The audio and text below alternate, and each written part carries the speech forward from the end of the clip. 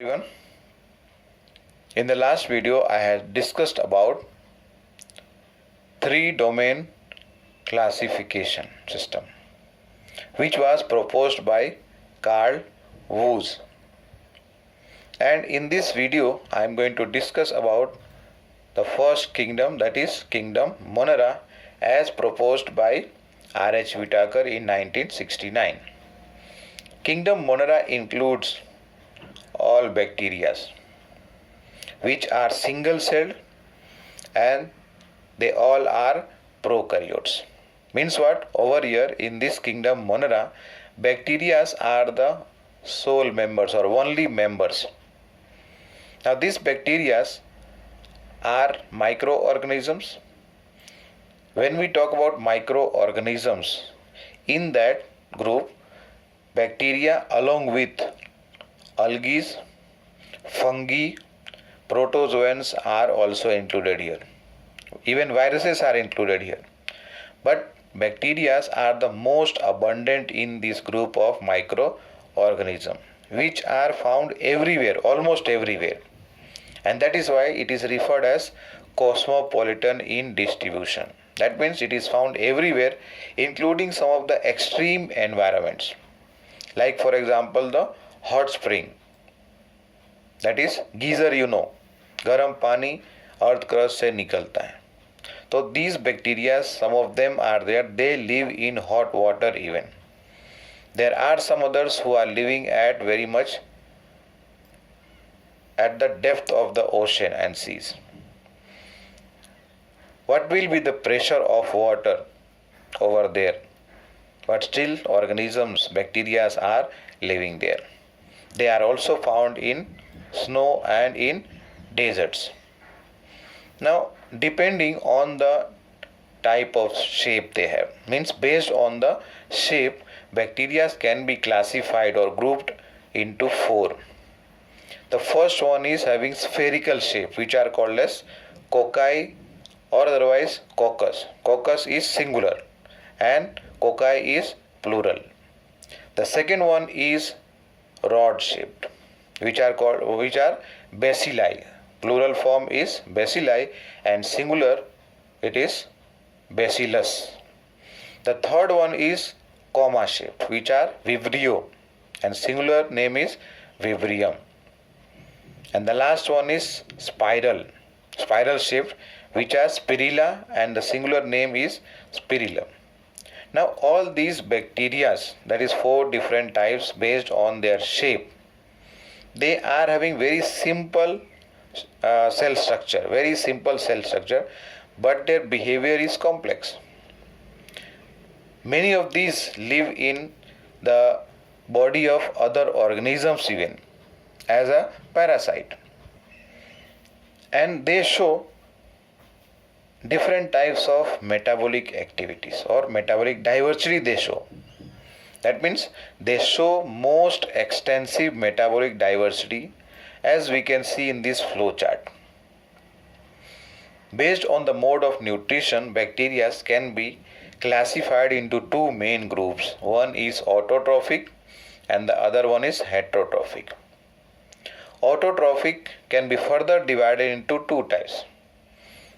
One is photosynthetic, the other one is chemosynthetic. Photosynthetic, you understand, they are like green plants that can use the carbon dioxide and water, and in the presence of sunlight they can synthesize organic food or organic compound.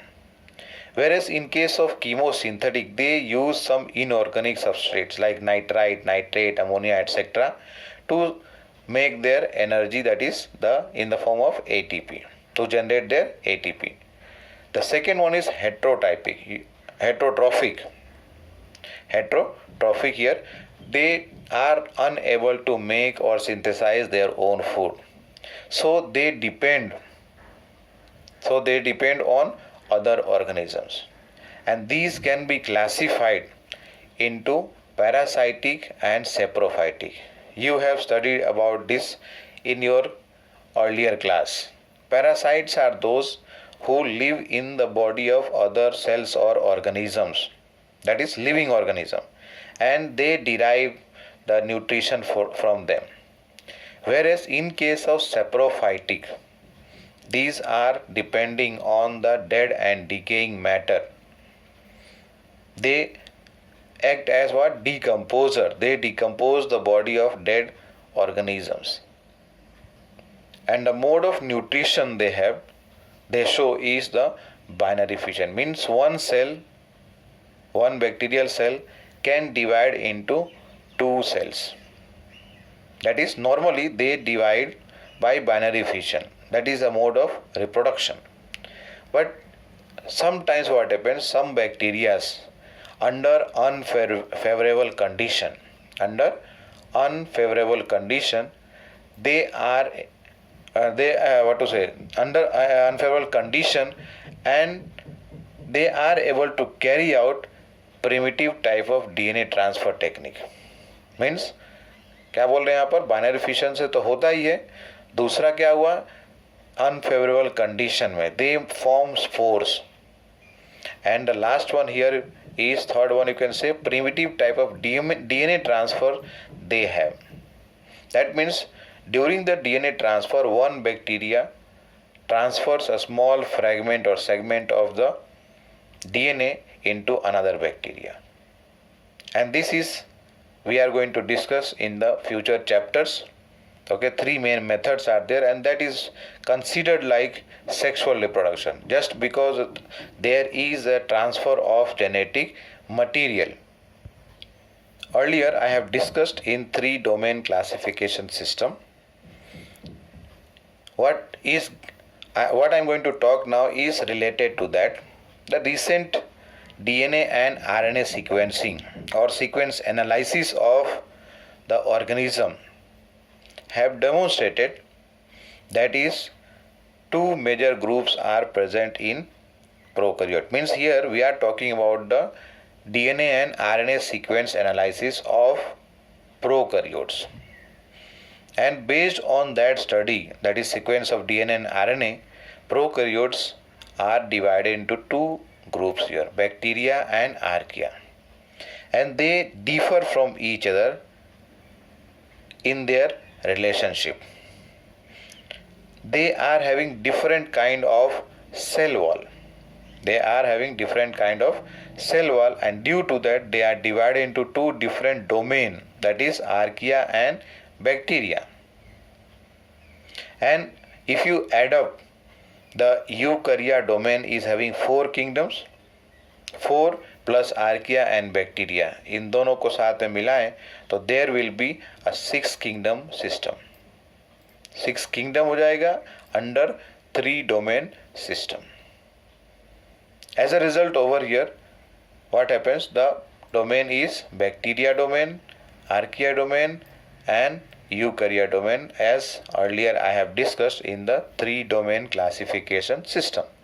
Now based on that, here we have been discussing in this topic or in this video about bacteria.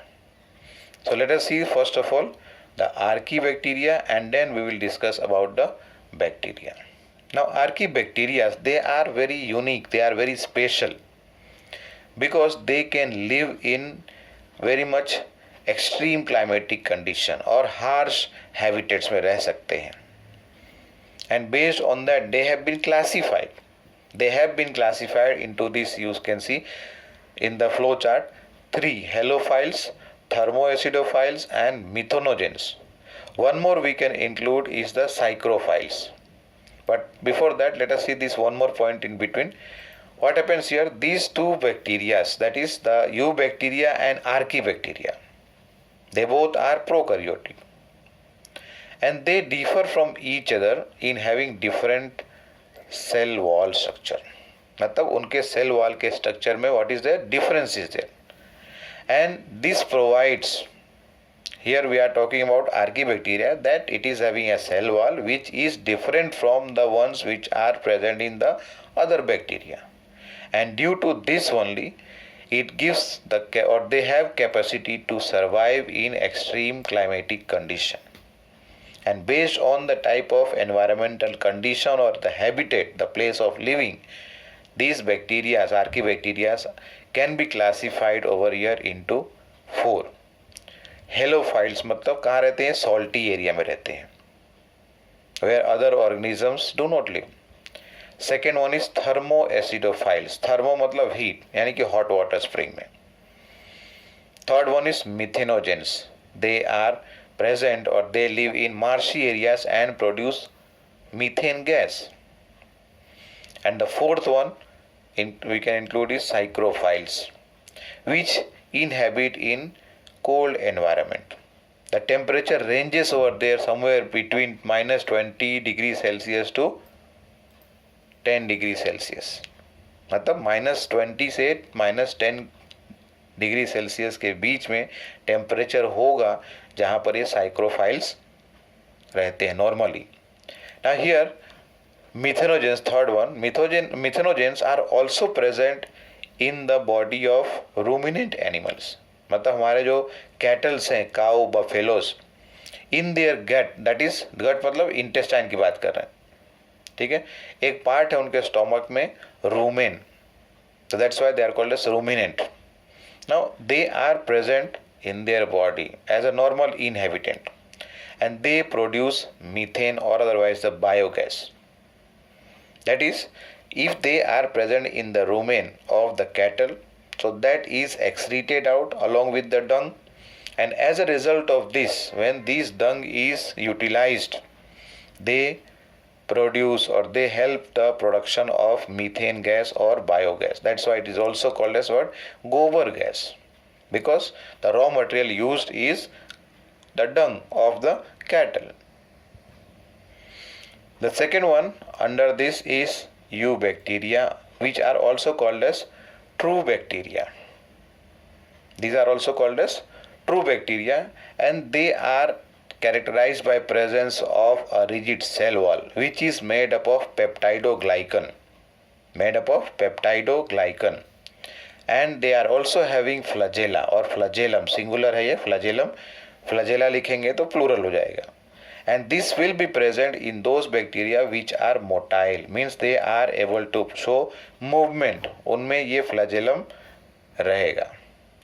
Now based on the nutrition, based on the mode of nutrition, eubacteria can be classified into autotroph and heterotroph. मतलब autotroph and heterotroph broad classification हुआ. Autotrophs are further divided or further classified into photosynthetic autotroph and chemosynthetic autotroph that I have discussed earlier, and let us see in the flow chart. So this is the flow chart for mode of nutrition: autotrophic, heterotrophic. Autotrophic further divided into chemosynthetic and photosynthetic, whereas heterotrophic again classified into parasitic and saprophytic. Now coming to photosynthetic autotrophic bacteria, means photosynthetic भी है, मतलब autotroph है लेकिन photosynthetic है, light की मदद से अपना फूड बना सकते हैं. Now this includes cyanobacteria. Cyanobacteria are also called as blue-green algae, and they are having chloroplast. The type of chlorophyll that they have is called as chlorophyll A, which is similar to the chlorophyll A of other green plants that we see around us. And they are, that's why, photosynthetic autotroph. मतलब किसके बारे में बात कर रहे हैं, cyanobacteria के बारे में बात कर रहे हैं, that they are photosynthetic autotroph. They can prepare their own food with the help of light. They are unicellular, colonial और filamentous.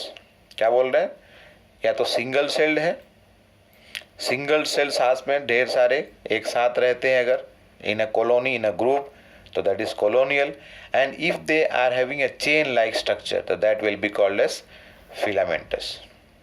The type of environment that they are living, either they are living in water or otherwise on land. अगर पानी में रहते हैं तो aquatic बोलेंगे. If they are living on the land, they will be called as terrestrial. When we talk about the water, if they are living in the water, means they are either fresh water or marine water. Marine is salty water. Fresh water, you understand, the water that we are using is the fresh water. Or otherwise they can be terrestrial, I discussed that is living on the land. But they need moisture for their process of photosynthesis and survival. Now here we have discussed about colonial form.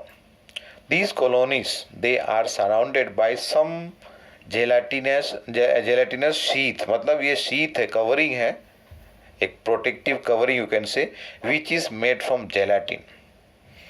And they often form algal bloom in polluted water bodies. अब यहाँ algal bloom, if you remember, you have studied somewhere in 10th or earlier classes about process called as eutrophication. And algal bloom का नाम कभी सुना हो? चलो, let us see here. Eutrophication means what? The growth of algae in the water bodies, like let us say lake or ponds, where the algal growth take place. And why this growth take place? Because they are getting the nutrient, you can say, in the form of phosphate, sulfate, etc., that flows from the, you can say, the houses, that is the residential areas. And it flows into these water bodies, where it acts like fertilizer for these algae. And as a result of that, they grow enormously. Overpopulating the water body, and as a result it is referred as, what is that? Bloom. And here it refers to algal bloom because of the growth of the algae. Now some of these algae, that is blue-green algae we are talking, are able to fix the nitrogen of atmosphere. Then that means the gaseous nitrogen, they are able to convert into nitrates and nitrites, which becomes useful to them and also to other organisms. And the structure that is present here for the fixation of atmospheric nitrogen is called as heterocyst. And examples include here nostoc and enabaena. That is example for blue-green algae, or otherwise the cyanobacteria. Coming to the second group here is chemosynthetic autotrophic bacteria. They are not photosynthetic, but they are using some inorganic substances. They use inorganic substances to oxidize into nitrate, nitrite and ammonia. Once again, these bacteria, they oxidize inorganic substances. जैसे कि क्या क्या है? Nitrates है, nitrite है, nitrate is NO3, minus will come as a charge, and then even for nitrite, NO2, and last में ammonia, NH3. And they use the released energy. They use the released energy to convert into ATP, means for the purpose of ATP production. And here they play very important role in recycling of nutrient. जैसे कि nitrogen, phosphorus, iron and sulphur, इसके recycling में उनका बहुत important role है. किसका? Chemosynthetic autotrophic bacteria. Coming to the second type is the heterotrophic bacteria. Heterotrophic means what? They are not able to synthesize their organic compound or organic food by themselves. They do not have the machinery, means उनके पास chloroplast नहीं है. And these are most abundant in nature.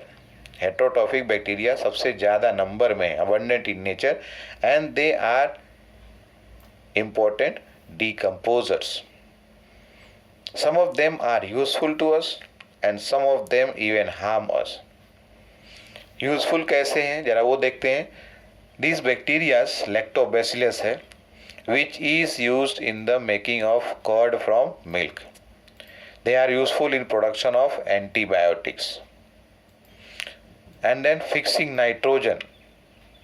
They convert the atmospheric nitrogen into nitrate, nitrite, ammonia, etc.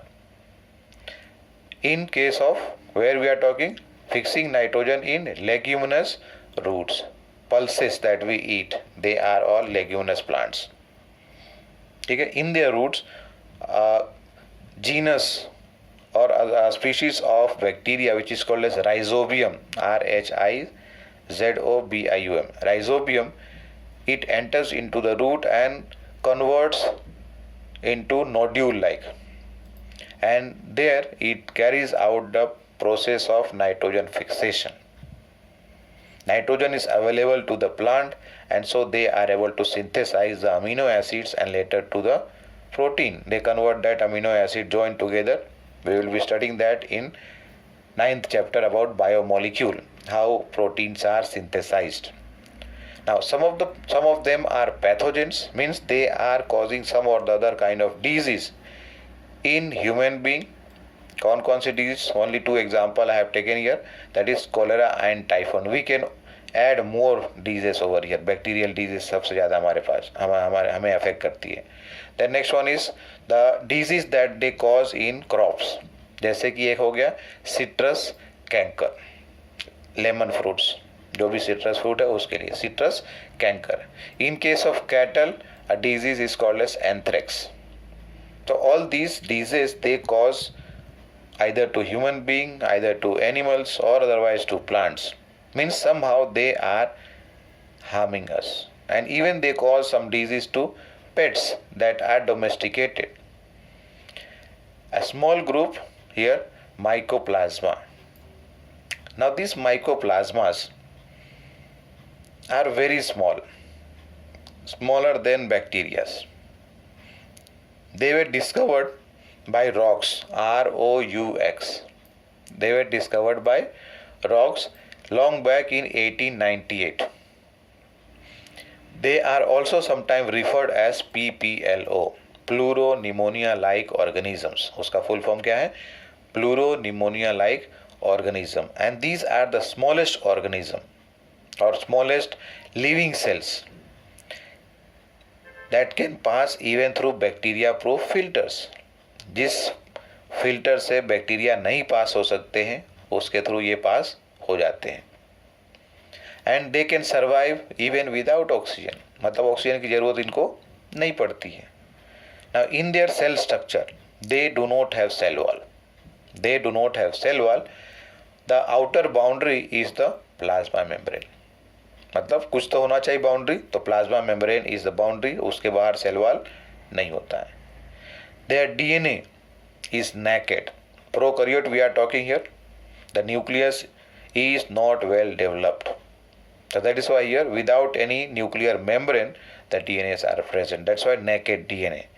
There is a difference in the ribosome also. All prokaryotes have different type of ribosome. They have 70S ribosome and eukaryotes have 80S ribosomes. And many of these, that is mycoplasmas, they again cause disease to human being and animals and even to plants. एक human का disease क्या है? ये urethritis है. Urethra में infection. Mycoplasmal urethritis is a disease that is caused by mycoplasma in humans. So that's all. The next topic, that will be the kingdom Protista. For this I will make another video. Thank you.